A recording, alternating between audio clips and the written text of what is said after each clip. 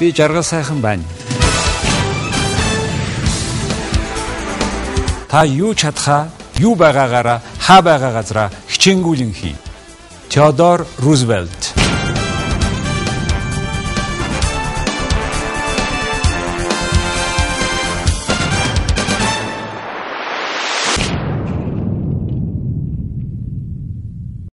Сайн байцгаана уу хүн үзэгчидээ.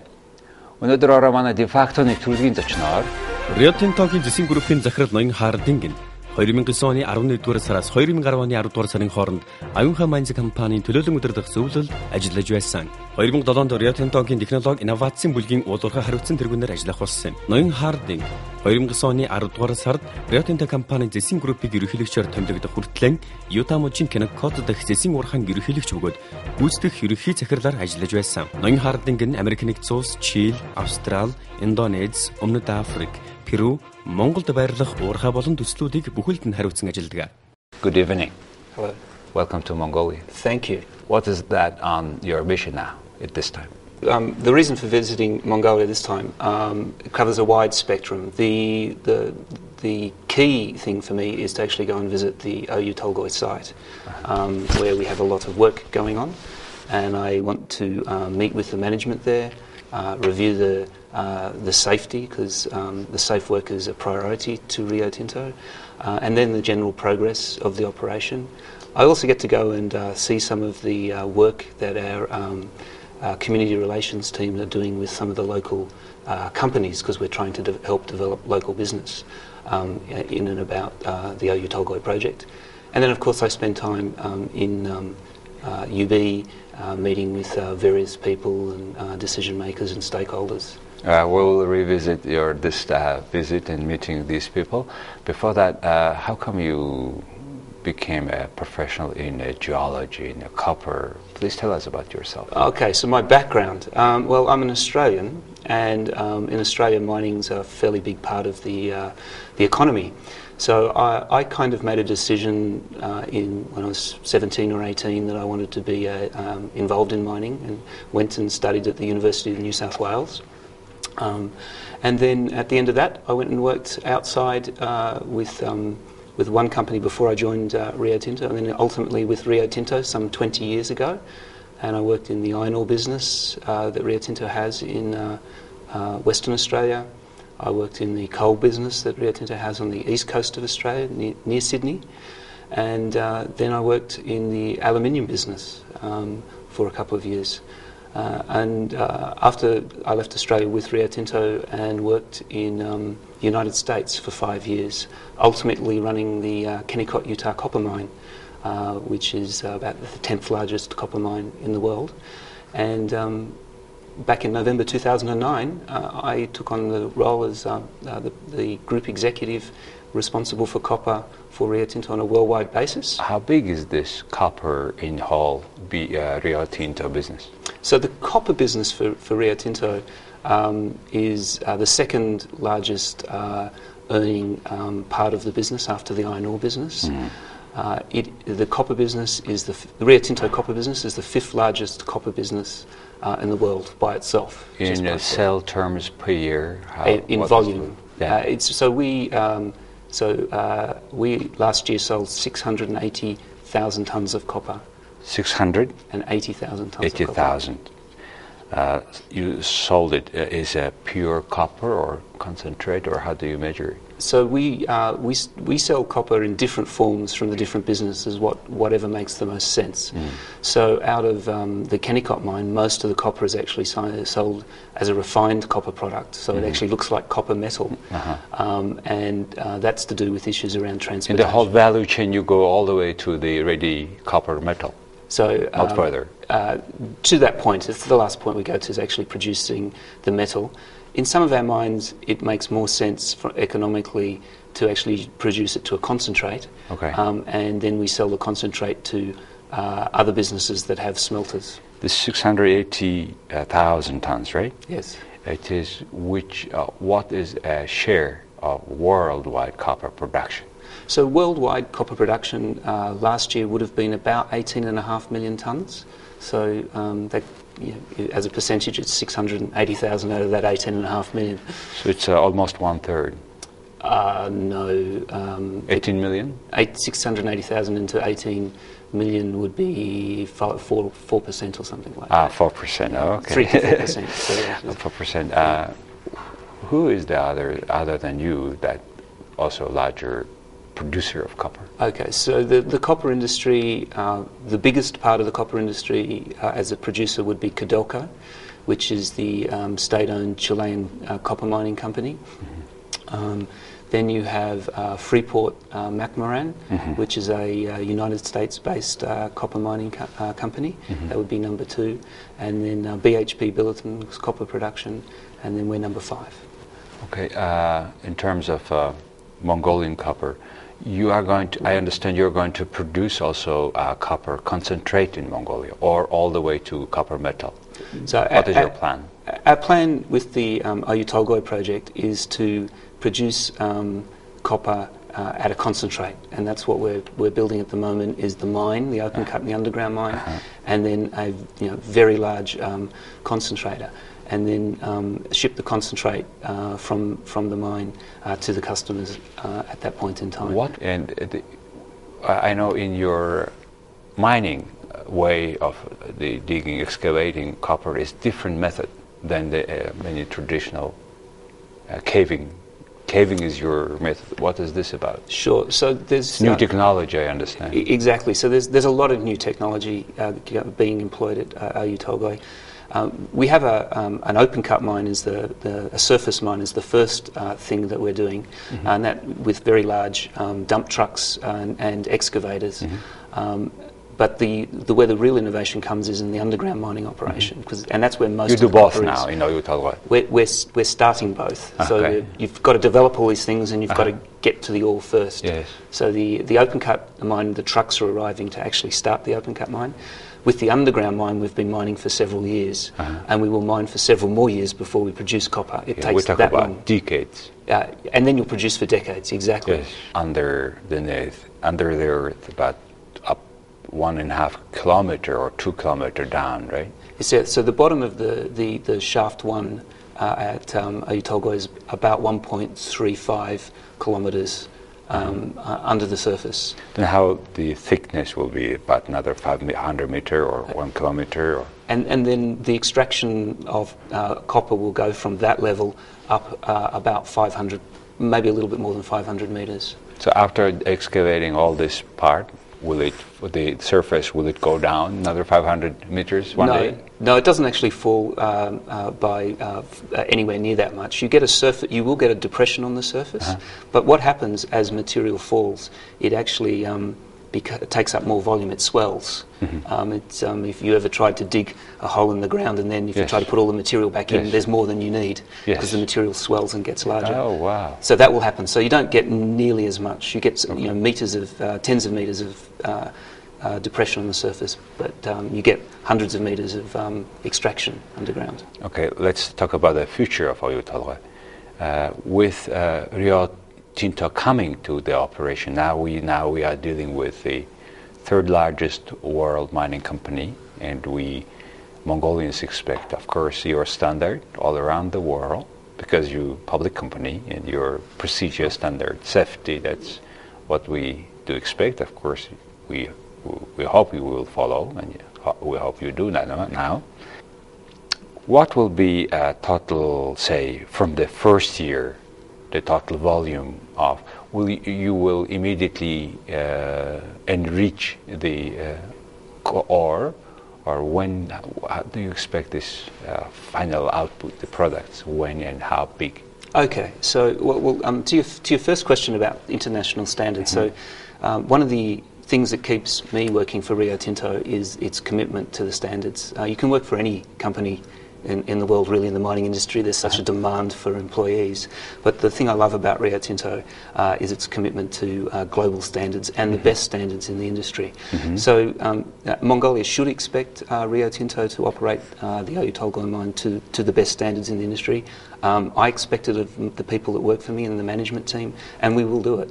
And we have standards covering safe work, We have standards covering the impact on the environment to mitigate the impact on the environment. We have standards around health, and we have standards around how we expect our employees to interact with the community. Because at the end of the day, the community's got a benefit as well from the mining project taking place. And by that I mean the local community, because they're the most readily impacted. And that doesn't talk, I'm not talking about all the other impacts that happen in the greater economy as the economy grows and benefits. What does the production of the mine look like? So at the moment we're building it, and we'll be building it through in stages for quite a long time. The underground mine will continue to be built through 2015. But we start actually getting the concentrator to work towards the middle of next year, and then actually be ready to produce copper from the end of next year in a meaningful way. So 2013 we should start to see some good production of copper, and that comes from our open cut mine. Then over the following few years we'll expand the open cut mine, then we'll introduce copper ore from the underground mine, and by about 2018 we'll reach full production. Full production at production at Oyu Tolgoi averages over the 30 years 450,000 tonnes of copper per year, and it'll average about 330,000 I think ounces of gold per year over the entire life of the business. So obviously it's smaller at the start, and then it gets bigger as we go. You said 450,000 tonnes. Yes. That would be almost 80% of your size, all worldwide production of your company today. So to compare to 680,000 tons. And that gives you an idea of the size of the Oyu Tolgoi mine. Okay. Of course, when we talk about our total production, we share in the production of other mines. For example, at Escondida mine, we have 30% ownership of that mine. In Chile. In Chile, and BHP Billiton owns most of the rest of it, and Mitsubishi some other parts of it.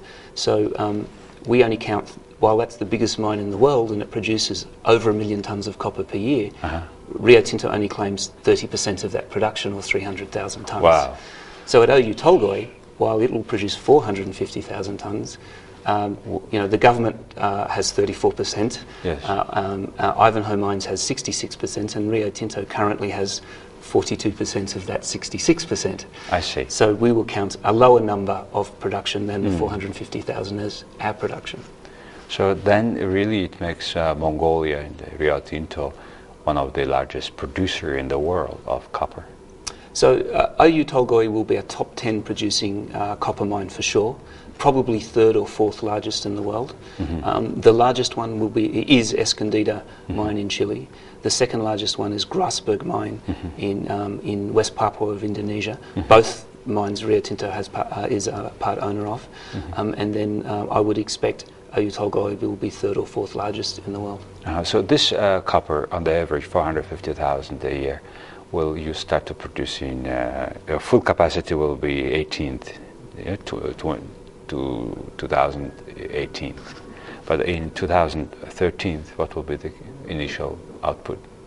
The most recent plan that was done was last year, before Rio Tinto, as you know, took over management in December of last year, and the plan that was put out at that time was a number just below 100,000 tonnes from memory. We talk about the after making concentration of the ore, right? And this whole plant, have you started this plant? Yes, the concentrator has been in construction from... smelter, how you call it? No, it's a concentrator. We're building a concentrator to produce grains of copper concentrate. Will be a smelter there? The concentrate will be sold to customers who then smelt. The Oyu Tolgoi mine, the economics of it say build a concentrator, and then because you have lots of other people with smelters. I see. All right. So you obviously need a lot of power, I understand, for that electric power. And today, for a while, you are using diesel, or how do you do that? Yeah. So the way you provide power to a project changes over the life of the project depending on where it is. With the Oyu Tolgoi mine, it's very remote, and it's not near a power grid. So to start with, we put in diesel generators and produce a little bit of power, up to, at the most, by diesel, about 35 megawatts. But when you need to when you finish, and that's to allow you to do the construction.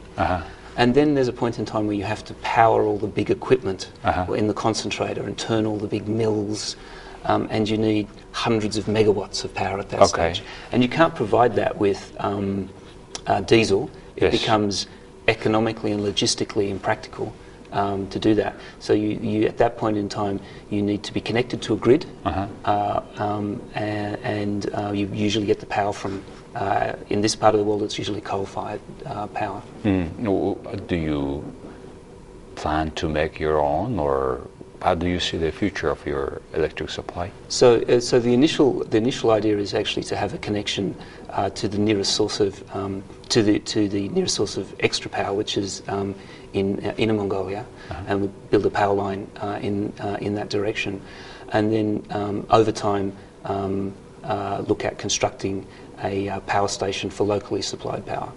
Sure. And the main reason behind that is the time frames it takes to build power stations, and you've got permitting processes, because you've got to do it properly. That usually takes quite a substantial period of time. But we need to start the mine sooner than that and not wait until we've built a power station. When do you start using a substantial amount of water? Do you use already water? So water is used already in the construction process, in the underground, on the surface, in dust suppression, for example. In the main part where we start using a lot of water is once the concentrator gets turned on, because the way you separate the copper from the material that doesn't have copper in it is you use a flotation process, or you use water, and that allows you to actually separate the copper and the other material, and that's when you start using large volumes of water. So about water, now, do you pipeline this water now? So we have to build the pipelines to get to the bore You had fields. already? No, we're in the process. So the whole project's in the process of construction. Oh, okay. How long? How far is that? I think you're looking at a 50-kilometre or thereabout sort of area that you How have to deep draw. will be the water, well, underground water up and then?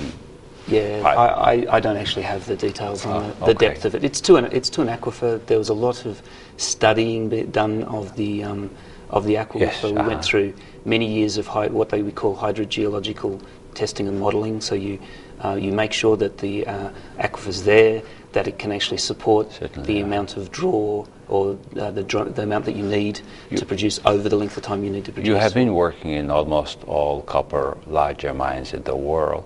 You have visited, at least, obviously. If there is any similar project like Oyu Tolgoi in terms of water supply? Yeah, well, the Escondida mine is in Chile, and Chile is one of the driest countries on the planet. Has in the Atacama Deserts, actually, where the mine is, and the water there is drawn from boreholes that are many kilometres distant, and indeed they have a desalination plant at the coast to provide water as well. It is not unusual to face the circumstances that we see in the Gobi, and manage our way through that, because you've got to be able to do it in a sustainable fashion. And that's what is the water-related cost in operating expenses in general in copper mine? So, well, if you're going to produce copper from a desalination unit, it can cost you, $1 to $2 a cubic metre to process desalination water when you're withdrawing it from a bore field. From the ocean. From the ocean, because you've got to go through an expensive process. It's a third to a half of that sort of cost. Probably. Yes. Okay. Let's go ahead a little bit about recent development related to your coming to Mongolia, and they keep raising several issues in the Mongolian community. And there were several developments, how you would address some of them. In particular, what is for you the issue that you need to address in Mongolia, you think? So, I mean, the main thing I do is explain what we're doing repeatedly to people, because I think it's a new thing for Mongolia, and also I explain the benefits that a mine like the Oyu Tolgoi mine will have for Mongolia. And I mean, there are some very simple impacts that are huge on the economy. For example, just by starting the mine, building the mine, and then running the mine, by 2020, the economy, the GDP of Mongolia grows by somewhere between 25 and 35%.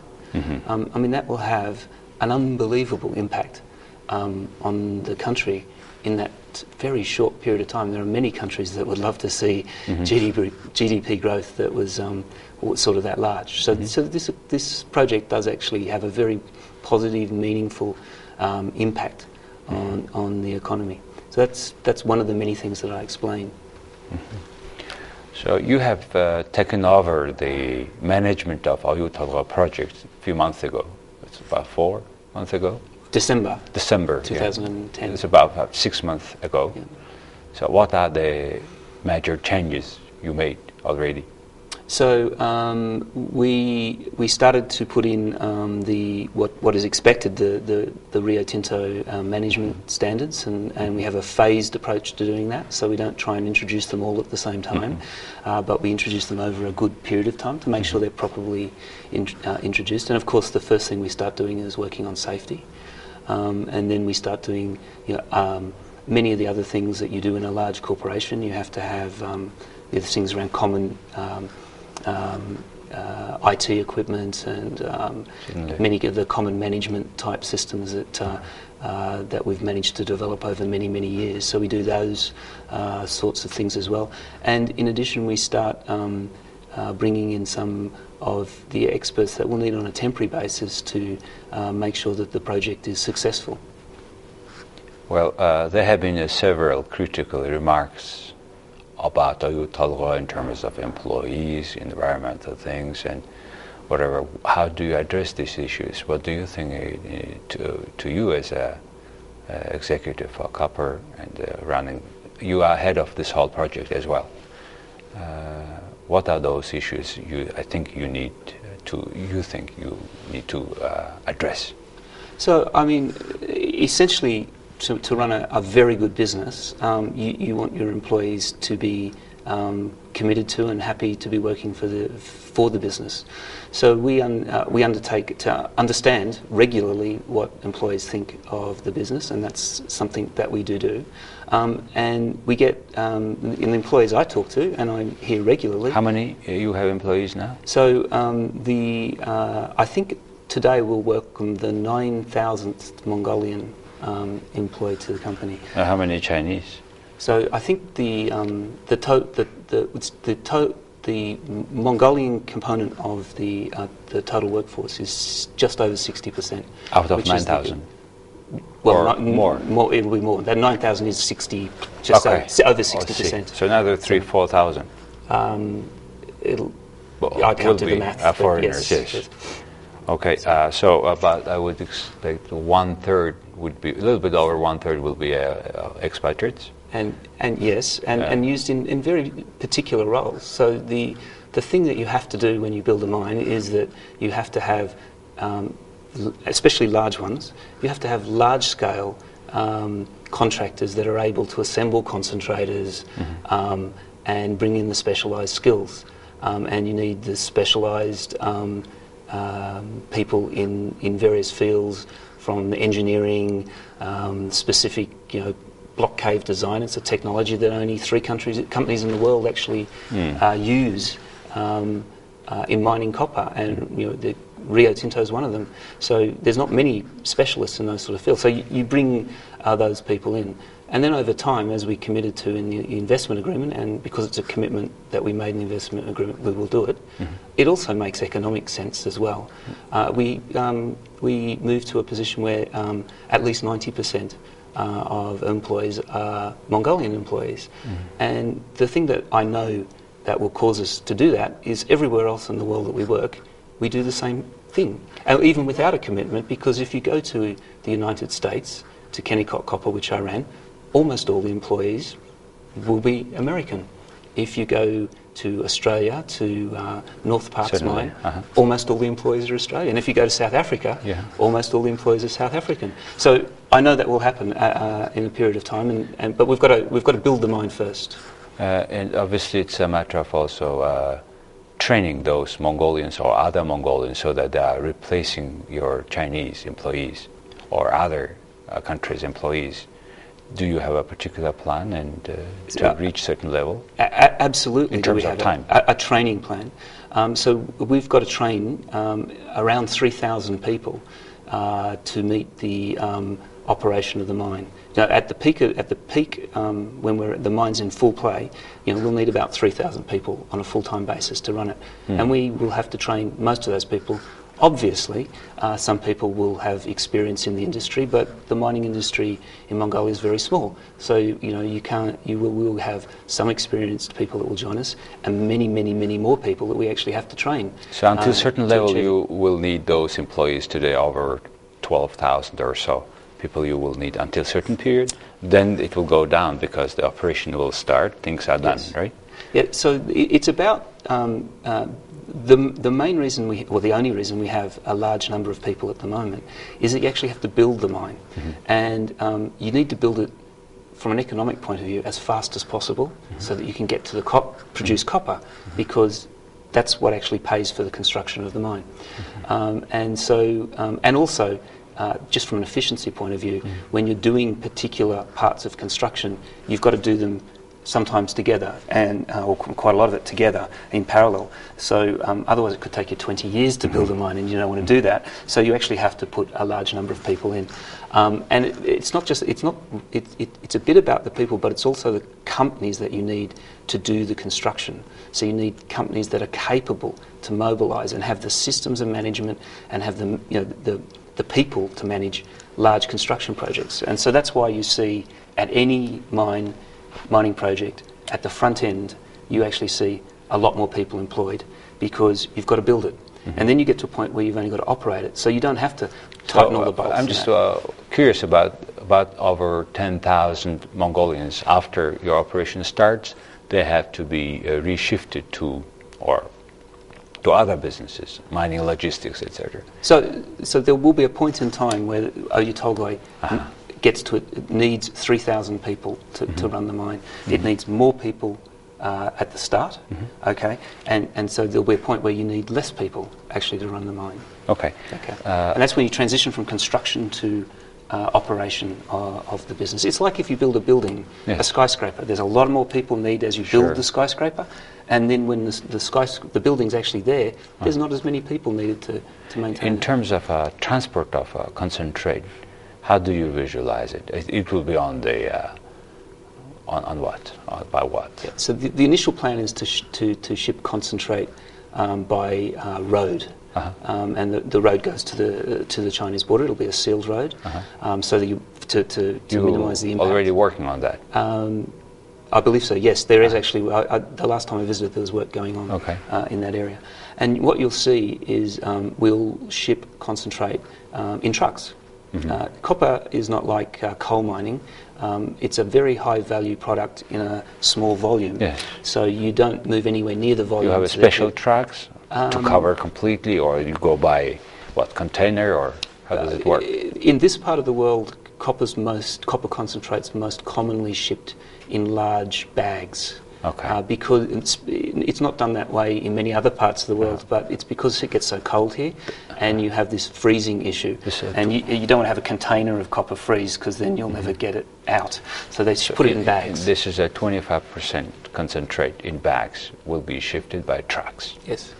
To where? So it'll go to the customers, and a large number of the customers will be in China. That's where the demand for copper is the largest. They're the largest customer in the world, and a lot of the product from around the world goes to China. So we'll be joining in that market, and then at some point in time in the future, depending on how the rail strategy goes for Mongolia, and I'm not really sure. Exactly what the plans are. I think that's a developing plan. There may be an opportunity to ship by rail, but until that point in time, we'll continue to ship by truck. There is quite much, talk, rumor, whatever, that 30% of the government, in fact, is going down in by this or that way. Is it true? How do you explain? So it is just unbelievably not true. It is an agreement in the IA that the government will have 34%. It's contracted. And as you know, we have contracted and have things in the agreement that we understand are our rights, and that's a government right on their side of the contract. So people that say that, I think, are just scaremongering. Then they keep talking about the two agreements. One is investment agreement, the other is shareholders agreement. It turned out one was not there, now it is needed, and then we're hiding. How do you explain that? So my understanding is all documents are public, in the public domain. I don't know what the story is behind that. I'm proud of everything that has actually been agreed with the government of Mongolia.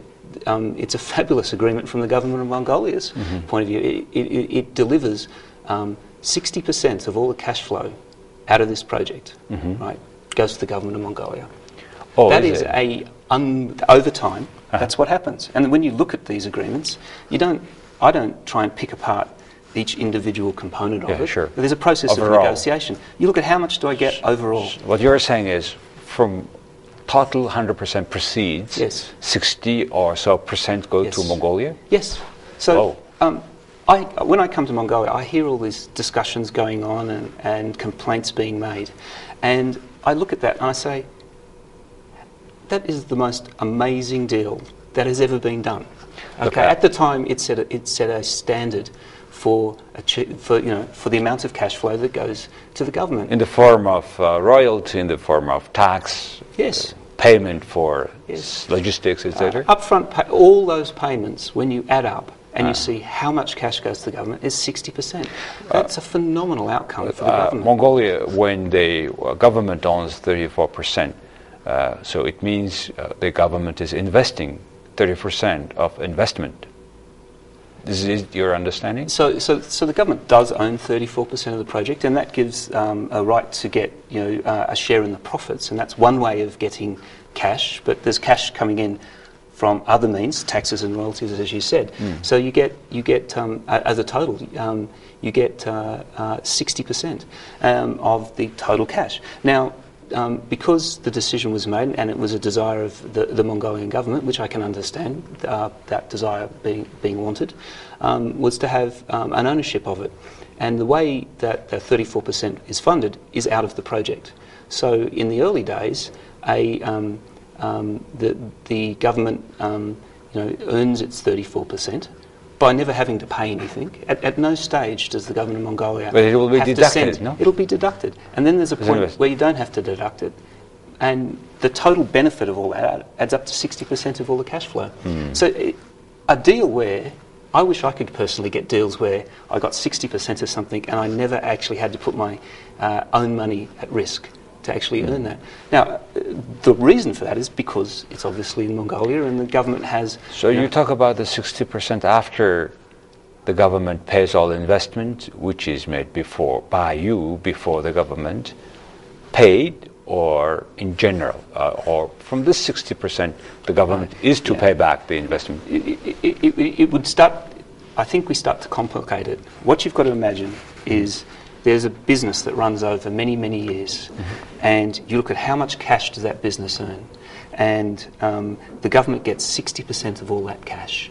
And very early on, there'll be a period of time where the government, with not paying any money from the taxpayer, will earn 34% of the project as well. So as the project goes on, you have completely earned the 34%.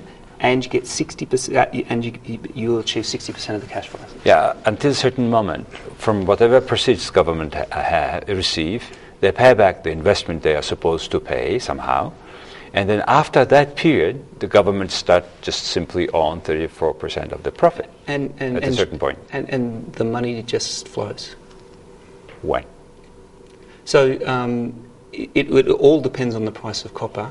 It Okay. all depends on when we actually on successfully building the project on Okay. time Speaking and not about- having any delays. Speaking Yes. about the price, So the price of copper. what So do you expect? one of the things I don't want to talk about is actually to nominate a price of copper, because the one thing I find is no one ever actually really knows. But what I can tell you is that I'm very confident that there's large populations in the world, in China, the Mongolia's neighbour, in India, in Mongolia and many other countries that want to have a better standard of living.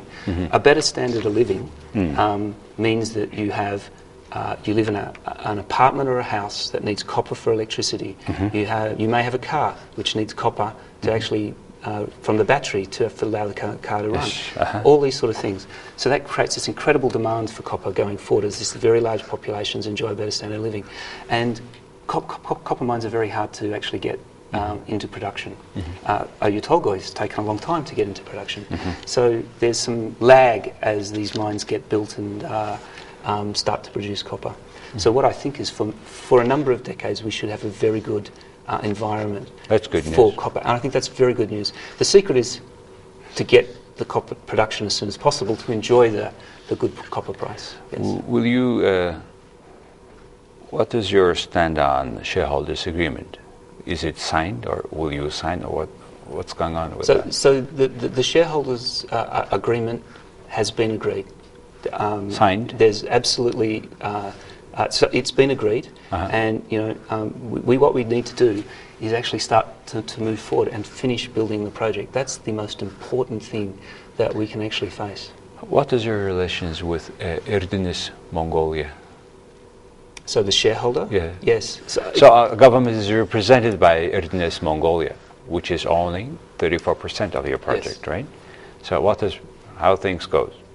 So it goes very well. I mean, I think it would be truthful to say that at the very start we'd not worked together. So it took time to understand what everybody, thoughts and expectations and the way we all work.